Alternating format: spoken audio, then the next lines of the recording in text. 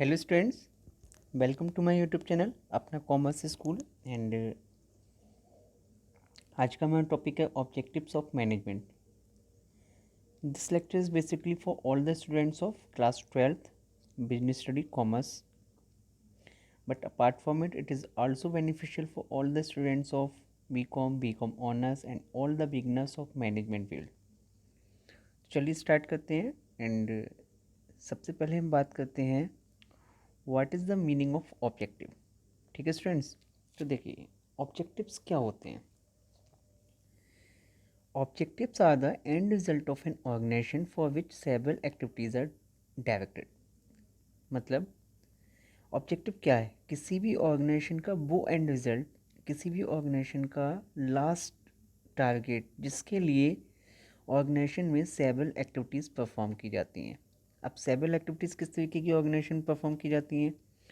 Organisation में अपने गोल को अचीव करने के लिए प्लानिंग की जाती है, ऑर्गेनाइजिंग स्टैक की जाती है, स्टाफिंग की जाती है, डायरेक्टिंग की जाती है, controlling, coordination, cooperation and many other activities are performed in organisation for getting their goal. तो ऑब्जेक्टिव क्या है? एंड रिजल्ट, जिसके लिए ऑर्गेनाइजेशन में डिफरेंट टाइप की एंड सेवरल एक्टिविटीज़ को परफॉर्म किया जाता है। अब हम बात करते हैं टाइप ऑफ मैनेजमेंट ऑब्जेक्टिव कि मैनेजमेंट के कौन कौन से ऑब्जेक्टिव्स होते हैं। तो स्टूडेंट देखिए, मैनेजमेंट के ऑब्जेक्टिव्स को तीन पार्ट्स में डिवाइड किया गया है। First one is organisational objective, जिसे हम इकोनॉमिकल ऑब्जेक्टिव्स भी कहते हैं। Second one is social objective and the last one is personal objective. Personal objective को हम human objective and individual objectives के नाम से भी जानते हैं। These are three important objective of management जिसको बेस बना के मैनेजमेंट में वर्क परफॉर्म किया जाता है। ठीक है, now it is clear the meaning of objective is end result for which several activities are performed in organisation. Now अब हम आगे बढ़ते हैं और सबसे पहले हम बात करते हैं what is the meaning of organisational objective, कि ऑर्गेनाइजेशनल ऑब्जेक्टिव का क्या मतलब होता है। तो स्टूडेंट्स देखिए, organisational objective focus on prosperity and growth of the organisation. मतलब कि ऑर्गेनाइजेशनल ऑब्जेक्टिव का जो मेन ऑब्जेक्ट होता है वो होता है ऑर्गेनाइजेशन की प्रॉस्पेरिटी एंड ग्रोथ। मतलब कि जो कंपनी, जो बिजनेस आप परफॉर्म कर रहे हैं, जो बिजनेस आप कर रहे हैं, उस बिजनेस की प्रॉस्पेरिटी एंड ग्रोथ कराना ऑर्गेनाइजेशनल ऑब्जेक्टिव का मेन टारगेट होता है। मतलब हम कह सकते हैं organisational objective focus on the growth of organisation, prosperity of organisation. ना ऑर्गेनाइजेशनल ऑब्जेक्टिव्स भी फर्दरली तीन पार्ट्स में डिवाइड है। मैनेजमेंट का जो ऑर्गेनाइजेशनल ऑब्जेक्टिव है वो फर्दरली तीन पार्ट्स में डिवाइड है। वो तीन पार्ट्स कौन से? Survival, profitability and growth. अब देखिए, मैनेजमेंट का किसी भी ऑर्गेनाइजेशन में सबसे पहला जो ऑब्जेक्ट होता है ऑर्गेनाइजेशनल ऑब्जेक्टिव के अंदर वो है सर्वाइवल। मतलब कि अपने बिजनेस को कम्पिटिटिव मार्केट में लॉन्ग टाइम के लिए एग्जिस्ट करके चलना, ये मैनेजमेंट का फर्स्ट ऑब्जेक्टिव होता है ऑर्गेनाइजेशनल ऑब्जेक्टिव में। ठीक है, exist in the competitive market for long time, मतलब कि अपने बिजनेस को मार्केट में, कम्पिटिटिव मार्केट में सर्वाइव कराने का टास्क, सर्वाइव कराने की जिम्मेदारी किसकी होती है? मैनेजमेंट की। अगर आपके ऑर्गेनाइजेशन में बेटर मैनेजमेंट होगा तो आप अपने बिजनेस को लॉन्ग टाइम के लिए कम्पिटिटिव मार्केट में एग्जिस्ट कर पाएंगे। अदरवाइज आप अपने बिजनेस को एग्जिस्ट नहीं कर पाएंगे मार्केट में। सेकेंड ऑर्गेनाइजेशनल ऑब्जेक्टिव क्या है मैनेजमेंट का? प्रॉफिटेबिलिटी। अब देखिए, ऑर्गेनाइजेशन को कम्पिटिटिव मार्केट में एग्जिस्ट करने के बाद जो नेक्स्ट ऑब्जेक्टिव होता है मैनेजमेंट का वो क्या? प्रॉफिटेबिलिटी। मतलब कि ऑर्गेनाइजेशन को प्रॉफिट अर्न कराना। देखिए स्टूडेंट, इसीलिए यहाँ पे एक चीज़ लिखी हुई है, profit is not first but foremost objective. Profit earning company का मेन ऑब्जेक्टिव नहीं होता, one of the main objective होता है। मेन ऑब्जेक्टिव बिजनेस कंपनी का क्या है? अपने आप को सर्वाइव कराना मार्केट में। ठीक है, सेकेंड ऑब्जेक्टिव क्या होता है? Profitability. Now the third objective of management in organisational objective is growth. अब देखिए, हमने अपने बिजनेस को सर्वाइव करा लिया, सर्वाइव कराने के बाद प्रॉफिट अर्न कर लिया। प्रॉफिट अर्न करने के बाद जो नेक्स्ट मैनेजमेंट ऑब्जेक्टिव होता है ऑर्गेनाइजेशनल ऑब्जेक्ट में, दैट इज़ ग्रोथ कराना, अपने बिजनेस को एक्सपेंशन कराना, डाइवर्सिफिकेशन कराना। अब आप एक्सपेंशन दो तरीके से कर सकते हैं, तो सेम प्रोडक्ट लाइन को आप लेके चल सकते हैं, बिजनेस को बढ़ा सकते हैं, और आप डाइवर्सिफाई करके भी बिजनेस को एक्सपेंड कर सकते हैं, ग्रोथ करा सकते हैं अपनी ऑर्गेनाइजेशनल बिजनेस को। डाइवर्सिफिकेशन में क्या होता है? हम एक अनादर प्रोडक्ट लाइन को पकड़ते हैं, एक प्रोडक्ट लाइन के साथ साथ दूसरी और प्रोडक्ट लाइन पकड़ते हैं। सपोज दैट हमारा साबुन का बिजनेस चल रहा है, साबुन के बिजनेस के साथ साथ हमने क्या किया, शैम्पू के बिजनेस को भी स्टार्ट कर दिया। देन इट इज़ का growth and expansion in face of diversification. ठीक है स्टूडेंट, तो this is a organisational objective of management. That is organisational objective में मैनेजमेंट क्या करता है, ऑर्गेनाइजेशन की ग्रोथ एंड प्रॉस्पेरिटी पे फोकस करता है, जिसमें हम सर्वाइवल की बात करते हैं, प्रॉफिटेबिलिटी की बात करते हैं, ग्रोथ की बात करते हैं। Now the next objective of management is social. अब सोशल ऑब्जेक्टिव क्या होता है, देखिए ऑर्गेनाइजेशनल ऑब्जेक्टिव में हम ऑर्गेनाइजेशन के वेलफेयर की बात करते हैं, सोशल ऑब्जेक्टिव में हम बात करते हैं for the welfare of society, for the welfare of public की बात करते हैं। अब देखिए हम सभी लोग जानते हैं कि एज ए बिजनेसमैन, बिजनेसमैन जो होता है सोसाइटी के रिसोर्सेज का यूज करके पैसा अर्न करता है। ठीक है, businessman earn by using the resources of society, so they must deal with some commitment towards the society.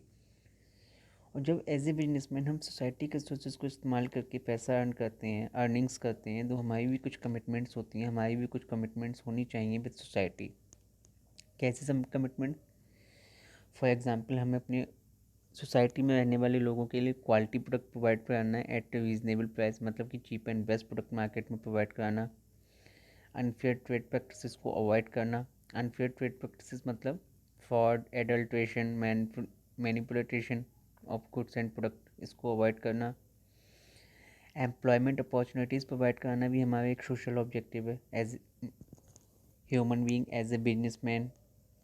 Management की जो सोशल ऑब्जेक्टिव है उसमें इको फ्रेंडली प्रोडक्ट मेथड्स को यूज करना भी काउंट किया जाता है, मतलब कि हम एक ऐसे मेथड को इस्तेमाल करें प्रोडक्शन के लिए जो इको फ्रेंडली हो, जिससे पॉल्यूशन इंक्रीज़ ना हो बल्कि पॉल्यूशन डिक्रीज़ हो। साथ ही साथ अपनी सोसाइटी के लोगों को फाइनेंशियल सपोर्ट प्रोवाइड कराना, इसके अलावा सोशल प्रोग्राम्स एक्टिव कराना, एक्टिवेट करना, ये सभी हमारे क्या होते हैं, सोशल ऑब्जेक्टिव। ठीक है, तो मैनेजमेंट का सोशल ऑब्जेक्टिव क्या है, मैनेजमेंट का सोशल ऑब्जेक्टिव ये है कि सोसाइटी में रहने वाले लोगों को फुल टू सपोर्ट प्रोवाइड कराना, उनके वेलफेयर में वर्क करना, उनके बेनिफिट्स के लिए वर्क करना। ठीक है कि नहीं, देखिए एज ए बिजनेसमैन हम अपने ही बिजनेस के बारे में अगर सोचेंगे तो हम अपने बिजनेस को सर्वाइव नहीं करा पाएंगे। यदि आप चाहते हैं कि आपका बिजनेस लॉन्ग टर्म तक सर्वाइव करे, प्रॉफिट अर्न करे, ग्रोथ अर्न करे, तो उसके लिए आपको सोशल कमिटमेंट्स की तरफ सोचना पड़ेगा, उसके लिए आपको सोशल ऑब्जेक्टिव्स की तरफ फोकस करना पड़ेगा। ठीक है कि नहीं, तो these are the social objective of management. After that we will study the personal objective of management. अब पर्सनल ऑब्जेक्टिव्स क्या होते हैं, जैसा कि हमने आपको बताया पर्सनल ऑब्जेक्टिव को इंडिविजुअल ऑब्जेक्टिव, ह्यूमन ऑब्जेक्टिव्स भी कहते हैं। अब ऑर्गेनाइजेशनल ऑब्जेक्टिव का मेन फोकस क्या पे होता है, benefit of organisation. Social objective का मेन ऑब्जेक्ट क्या होता है, welfare of society. And personal objective का जो मेन ऑब्जेक्ट है वो है बेनिफिट ऑफ एम्प्लॉय। ठीक है, ऑर्गेनाइजेशन में कोई भी टास्क परफॉर्म किया जाता है उसमें एम्प्लॉयज़ का भी उतना ही हाथ रहता है जितना ऑनर का होता है। तो पर्सनल ऑब्जेक्ट में हम बात करते हैं for the benefit of employ, और इसमें हम बात करेंगे prosperity and growth of the employees of an organisation. बोले target the prosperity and growth of the employees. जो पर्सनल ऑब्जेक्टिव है मैनेजमेंट का वो क्या करता है, ऑर्गेनाइजेशन में वर्क करने वाले एम्प्लॉयज़ की प्रॉस्पेरिटी एंड ग्रोथ को टारगेट करता है। फॉर एग्जांपल हमारे ऑर्गेनाइजेशन में वर्क करने वाले एम्प्लॉयज़ की गुड वर्किंग कंडीशंस होना चाहिए। गुड वर्किंग कंडीशंस का मतलब जिस जगह पे वो वर्क कर रहे हैं वहाँ का इंफ्रास्ट्रक्चर अच्छा होना चाहिए, वहाँ पर उनको हर उस फैसिलिटीज़ का अवेलेबिलिटी होना चाहिए जिसकी उनको नीड है। साथ ही साथ वर्किंग आवर्स भी फिक्स होना चाहिए, सैलरी भी फिक्स होनी चाहिए उनकी, पीयर रिकॉग्निशन होना चाहिए, मतलब एम्प्लॉय की सेल्फ रेस्पेक्ट होनी चाहिए, उनको मोटिवेट करना चाहिए, उनको रेस्पेक्ट देनी चाहिए, उनके सजेशंस का वेलकम होना चाहिए, उनके एडवाइसेस का वेलकम होना चाहिए, उनको रिवार्ड दिया जाना चाहिए ताकि एम्प्लॉइज़ मोटिवेट हो सके। पर्सनल ऑब्जेक्ट में हम बात करते हैं how to motivate the employ, और हम अपने एम्प्लॉइज़ को तभी मोटिवेट कर सकते हैं जब उनको गुड वर्किंग कंडीशंस प्रोवाइड कराएंगे, उनको खाने रहने पीने की व्यवस्था अच्छी देंगे, उनका पीयर रिकॉग्निशन होगा, कम्पिटिटिव सैलरी होगी, पर्सनल ग्रोथ, उनकी पर्सनली उनको ग्रोथ मिलेगी, उनका प्रमोशन होगा, उनका उनको ट्रेनिंग एंड डेवलपमेंट प्रोग्राम्स जब हम प्रोवाइड कराएंगे तो वो अंदर से इंटरनली क्या होंगे, मोटिवेट होंगे। जब वो इंटरनली मोटिवेट होंगे तो उनकी एफिशिएंसी ऑफ वर्क भी क्या होगी, इंक्रीज़ होगी। अब देखिए student, training and development programme for career enhancement. अब हमें अपने एम्प्लॉइज़ को time to time training and development programmes conduct कराने चाहिए, ताकि जो नए चेंजेस आने वाले हों वो उससे अप टू डेट रहें और उनका करियर एनहांसमेंट भी हो सके, उनका प्रमोशन हो सके। अब इसमें एक पॉइंट हमने पढ़ा कम्पिटिटिव सैलरी। अब कम्पिटिटिव सैलरी का क्या मतलब है?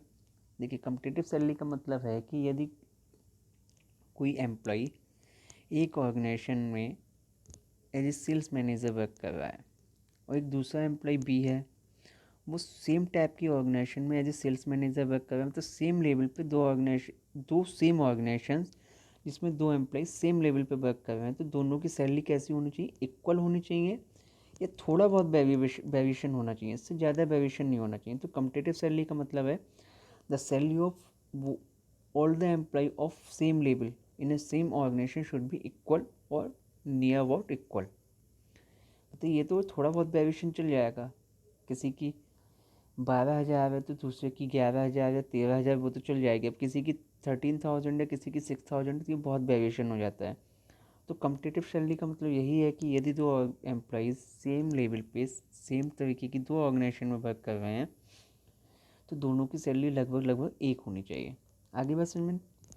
तो student, this is the personal objective of employ, जिसमें हम फोकस करते हैं for the welfare of employees. ठीक। So this is all about the objectives of management. First one is organisational objective, जिसमें हमने ऑर्गेनाइजेशन के वेलफेयर की बात की थी। Second one is social objective, जिसमें सोसाइटी के वेलफेयर की बात की थी। And the last one is personal objective, जिसमें हमने एम्प्लॉइज़ के वेलफेयर की बात की थी। So I hope you like the video. Thank you so much for watching this video, and please like, share and subscribe my video. Thank you so much. Thank you.